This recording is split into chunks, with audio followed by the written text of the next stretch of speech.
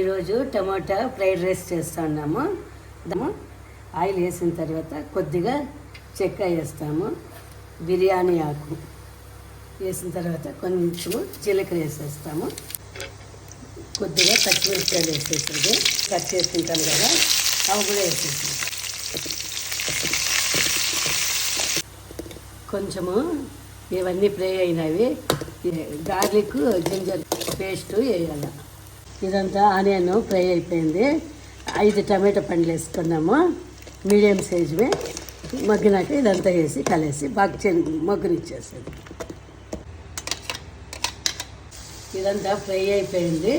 కొద్దిగా కొత్తిమీర వేసేస్తున్నాం. ఇప్పుడు బిర్యానీ పౌడరు, గరం మసాలా, కొద్దిగా ఉప్పు, పసుపు, ధనియాల పౌడరు, కారం పొడి, జీలకర్ర పౌడర్ ఇవన్నీ వేసేసి బాగా కలిపేసేసాను.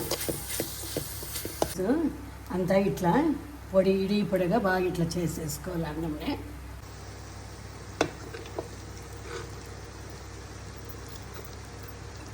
ఉడికేతాడు. కొద్దిగా చెక్కను ఒకటి బిర్యానీ ఆకు వేసి ఉడకపెట్టుకోవాలి అన్నము. ఇదంతా మొగ్గిన తర్వాత అంతా కలిసేసేది. టమాటా ఫ్రైడ్ రైస్ రెడీ అయిపోయింది. తినడానికి చాలా బాగుంటుంది. లైక్ చేయండి, సబ్స్క్రైబ్ చేయండి. థ్యాంక్స్.